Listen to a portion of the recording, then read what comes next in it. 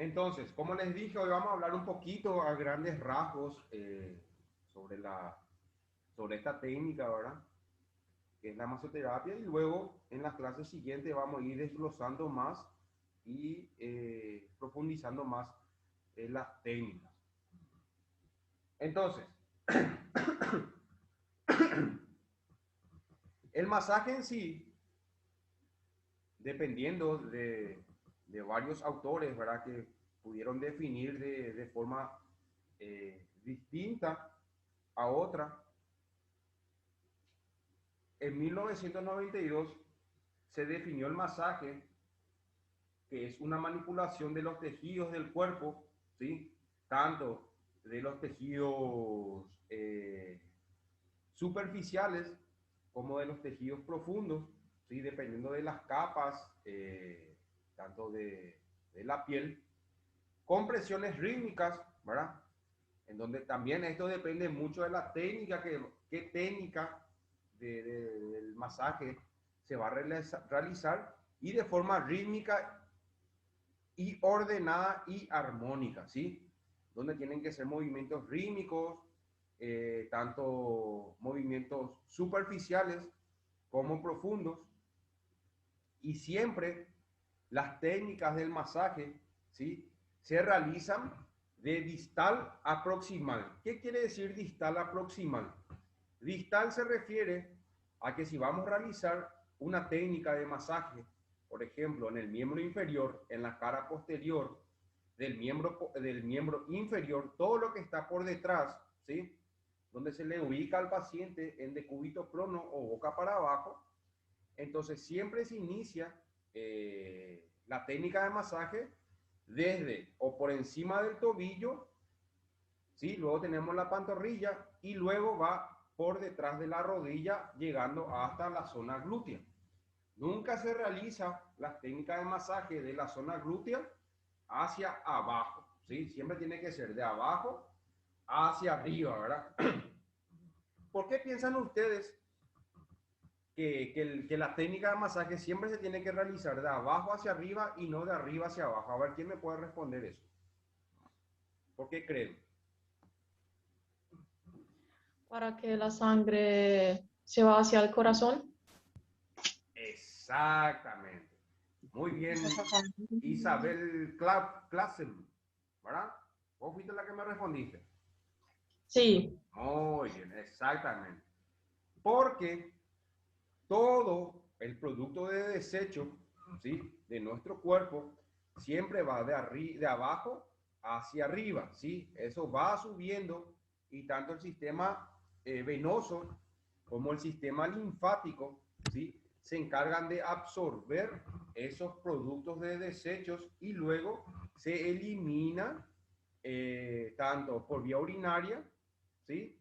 Por vía respiratoria, también se elimina a nivel de la piel por las glándulas sudoríparas. O sea, el sudor también se encarga de eliminar estos productos de desecho.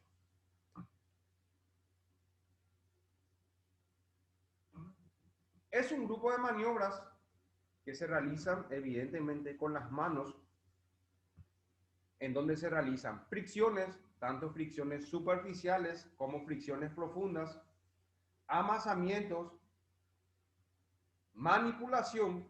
Sí, manipulación se refiere a donde a la par que se está realizando la técnica del masaje, también se puede generar tanto movimientos pasivos como movimientos activos. Movimientos pasivos se refiere a que el terapeuta que está realizando la técnica va moviendo las extremidades del paciente a la par que va realizando la técnica, y el movimiento activo es aquel movimiento en donde el paciente realiza el movimiento o algún tipo de movimiento mientras nosotros estamos realizando la técnica de masaje. Rodamiento, ¿sí? Que son movimientos combinados en donde se utilizan tanto la mano derecha como la mano izquierda de forma circular. Esto, por ejemplo, el rodamiento, por ejemplo, se utiliza mucho en los miembros, tanto miembros inferiores como miembros superiores. Y la percusión, ¿sí? La percusión, vamos a ver más adelante que esta técnica tanto se puede hacer con la mano ahuecada, ¿sí? Con los puños cerrados, ¿sí? Con los pulpejos de los dedos, sobre todo a nivel de la región vertebral, sobre todo a nivel cervical, ¿sí? Con objetivos tanto cualitativos como higiénicos, ¿sí?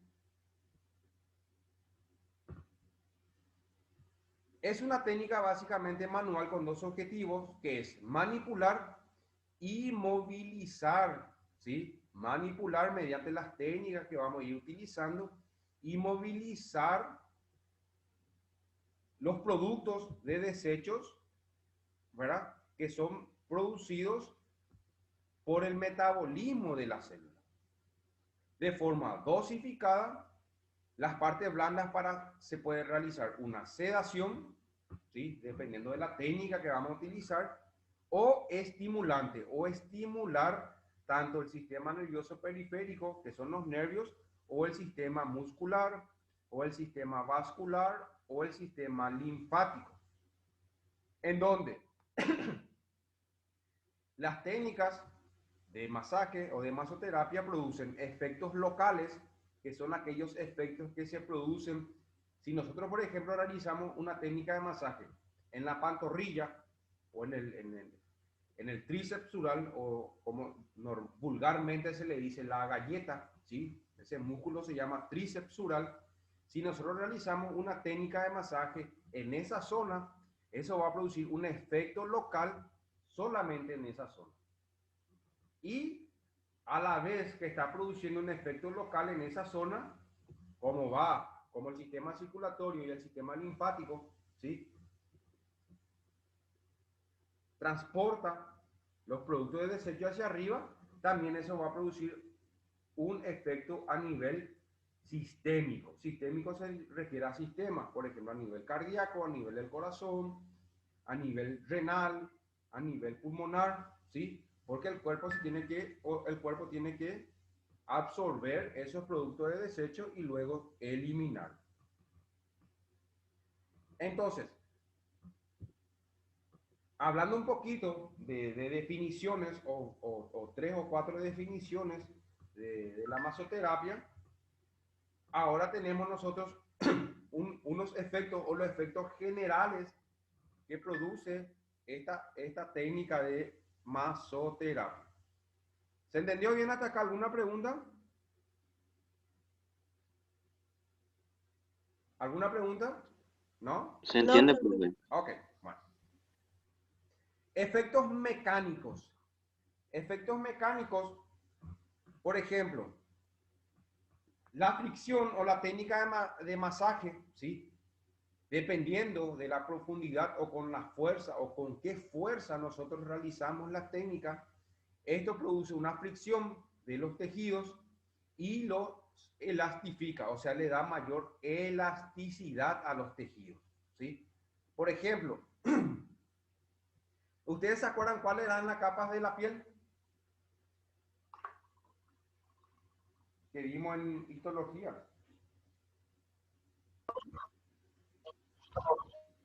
Dermis, Sí. subdermis Dermis. y el Espera. otro me olvidó. Viviana, ¿dijiste? Dermis, Sí, genial. ¿El segundo? Epidermis, profe. Epidermis. ¿Y el tercero?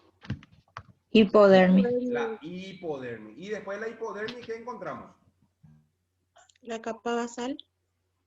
No, esas son las capas otra vez de la dermis, de la hipodermis y de la epidermis. Después de la hipodermis, ¿qué hay? Está bien, Milka, lo que dijiste, pero esas son capas que cada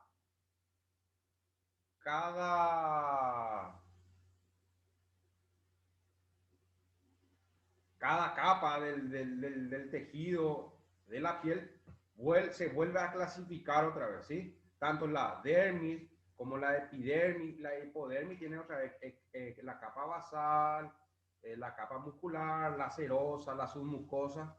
Entonces, primero tenemos la dermis, epidermis, hipodermis, y después ¿qué hay?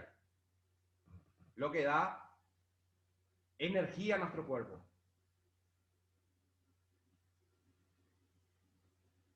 Y lo que se acumula mucho, tanto a nivel abdominal, en las caderas. La grasa, profe. El tejido graso, muy bien. Luego está el tejido graso o el tejido adiposo. ¿Y luego qué hay? Después del tejido adiposo, ¿qué encontramos?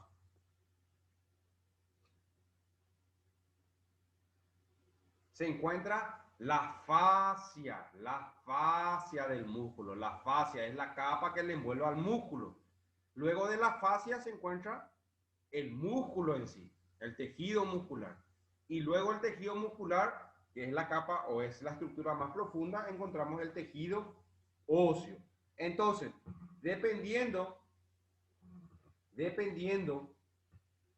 de la fricción que realicemos, tanto superficial o profunda, o de las manipulaciones, nosotros vamos a generar una fricción, ¿verdad?, de los tejidos, y esa fricción de los tejidos le va a producir elasticidad a ese tejido que estamos estimulando.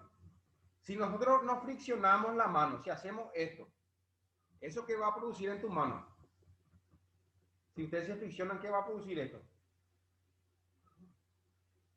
Cuando hace frío, ¿qué va a producir? Calentar, profe. Va a producir calor, exactamente. Toda fricción produce calor.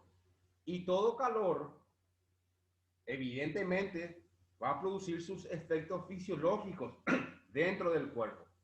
El calor, o el principal efecto fisiológico del calor, es la vasodilatación. Vasodilatación. ¿Y qué quiere decir vasodilatación? Si una arteria tiene este tamaño, sin estar friccionando ese tejido, y una vez que nosotros realicemos una fricción de ese tejido, esta arteria va a aumentar de tamaño. Eso se llama vasodilatación. ¿Y esa vasodilatación qué va a hacer? ¿O qué se encarga de transportar las arterias? ¿Qué se encarga de transportar las arterias, chicos y chicas? La sangre. La sangre. ¿Y la sangre qué se encarga de transportar?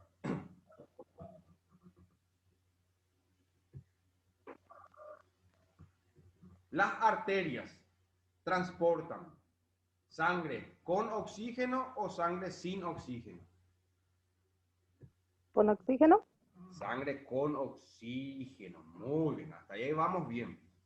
¿Y qué más transporta la sangre? Ya dijimos que transporta oxígeno. Después, ¿qué más transporta?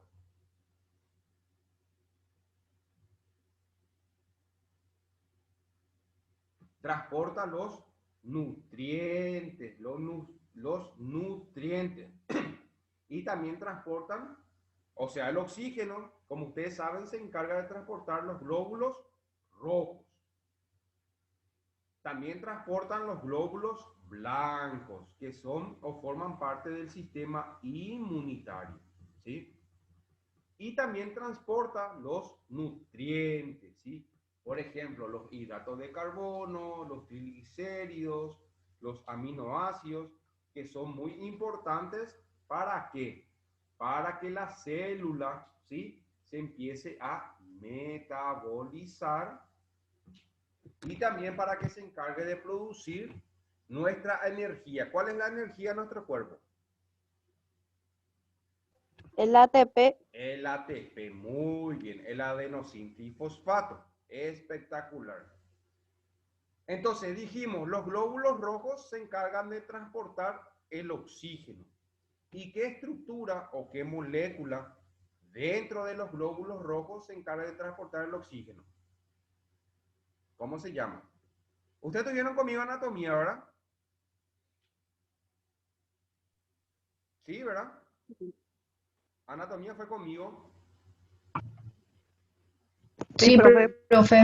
Bueno, entonces esto nosotros hablamos de anatomía. ¿Y quién se encarga de transportar dentro de los glóbulos rojos el oxígeno? ¿Cómo se llama la estructura o la molécula?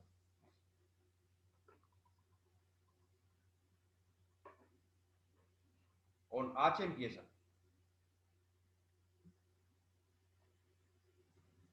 La hemo.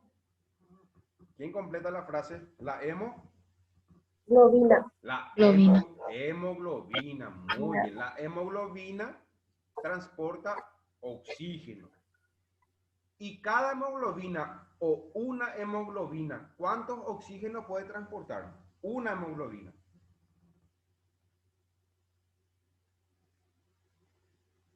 ¿Cuántos oxígenos puede transportar una hemoglobina?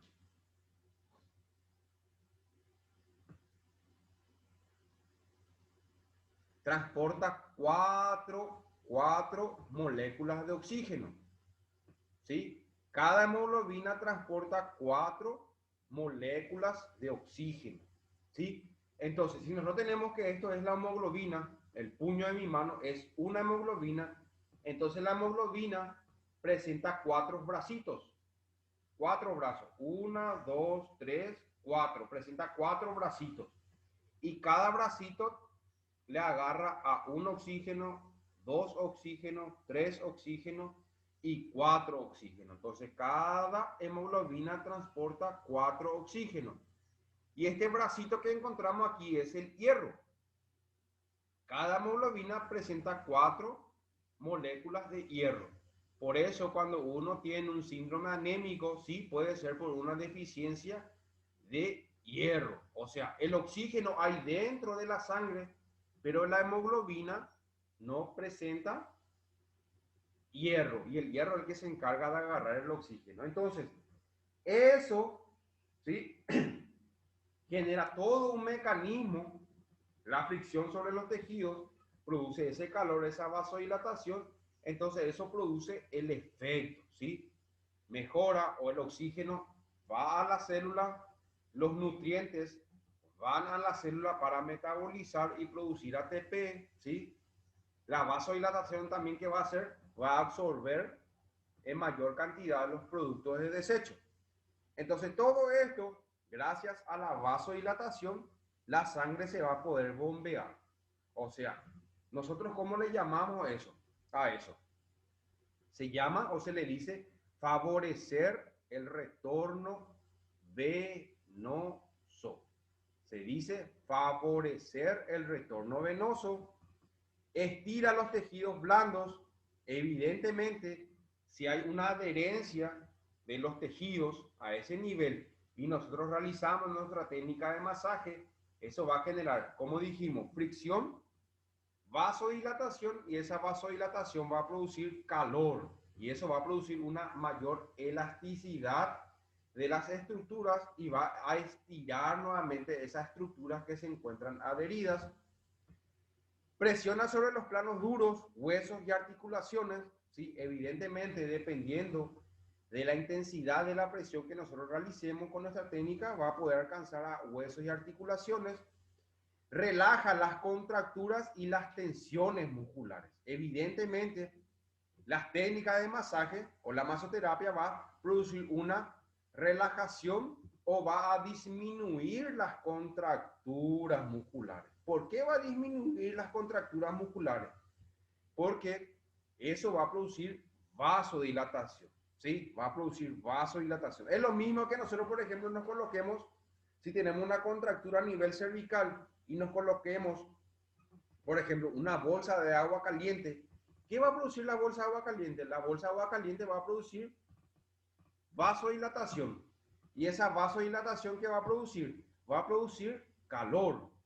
Y el calor que va a producir va a disminuir la tensión o la tensión de las fibras musculares. Como las fibras musculares se encuentran así, esto va a relajar y el músculo se va a relajar.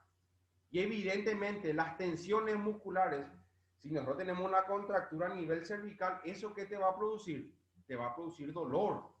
Dolor del cuello, te puede producir dolor de cabeza, ¿sí? Por las terminaciones nerviosas. Entonces, todo esto o toda esa vasodilatación que se va a producir aquí va a mejorar la sintomatología del paciente. Hay un ciclo que nosotros le llamamos, ¿sí? Que se llama ciclo vicioso.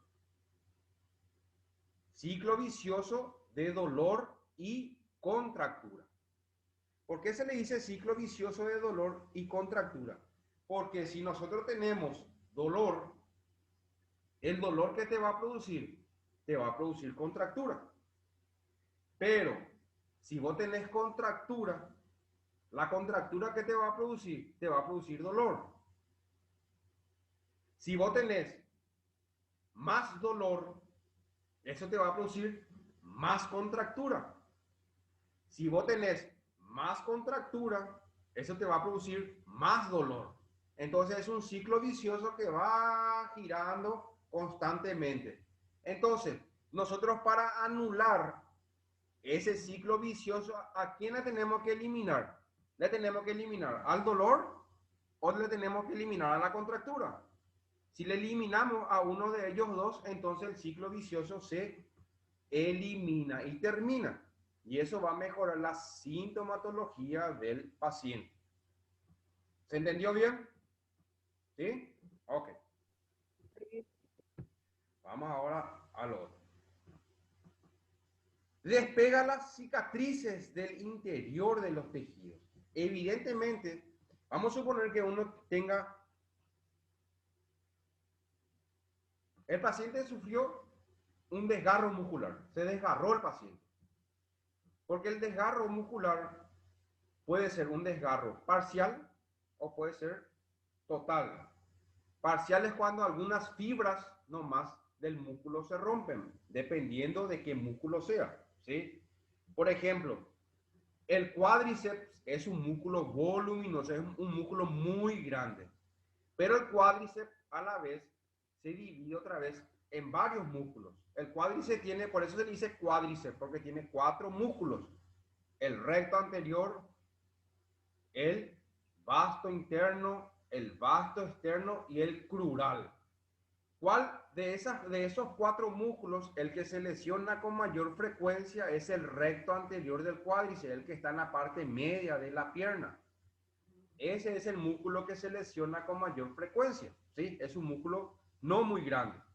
Entonces, si el paciente se desgarró el recto anterior del cuádriceps, tuvo un desgarro parcialmente, se rompió las fibras de ese músculo, entonces, ¿qué va a hacer el cuerpo? El cuerpo va a reparar nuevamente eso, ¿sí? Y cuando uno tiene un desgarro muscular, la sintomatología más característica es el hematoma. Hematoma. Por eso se hace una ecografía, ¿sí? Y si ahí en la ecografía se observa hematoma, el paciente se desgarró, sí o sí. El hematoma puede ser superficial, o sea, se puede ver por encima de la piel un moretón, o el hematoma puede, o la sangre puede ir en la parte profunda.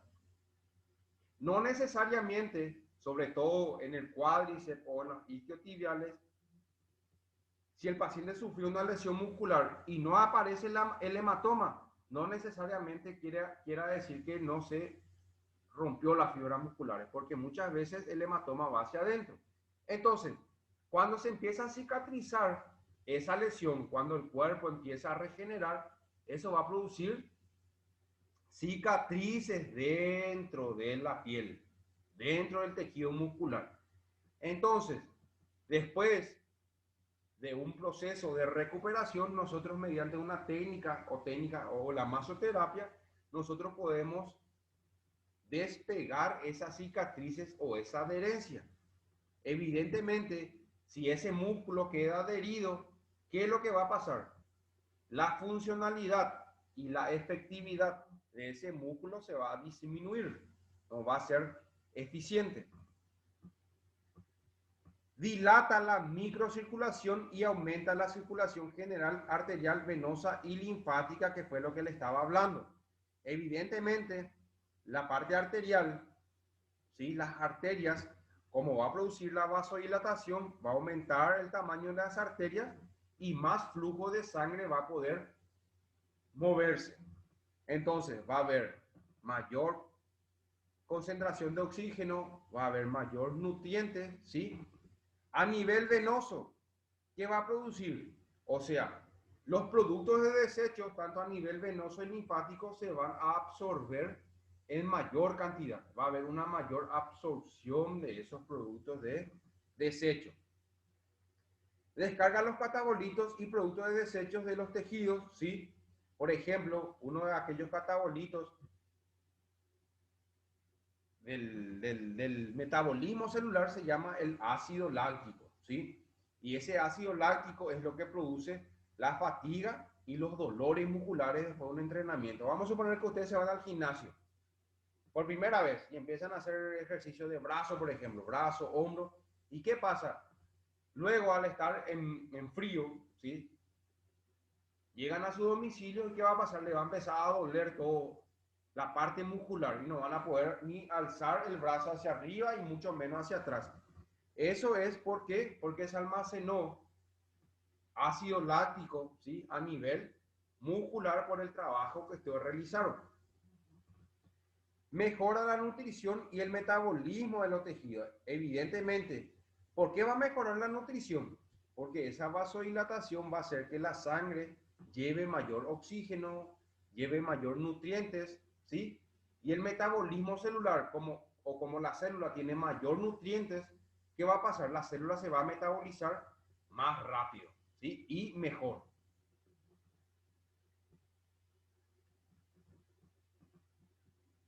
¿Alguna pregunta hasta acá? ¿Se entendió bien? Profe, en las tres etapas, Sí, te escucho. en las tres etapas de desgarro aparece hematoma. En el tipo 1 también. ¿Cómo me dijiste? En las tres etapas. Sí, en las tres etapas de desgarro aparece hematoma. También en el 1, ¿Cuáles son aquellas tres etapas? el tipo 1 que es leve, el 2 que es moderado y el 3 que es grave. No, solamente en el moderado y en el grave. Ah, solo el moderado. Sí, Ok. así mismo.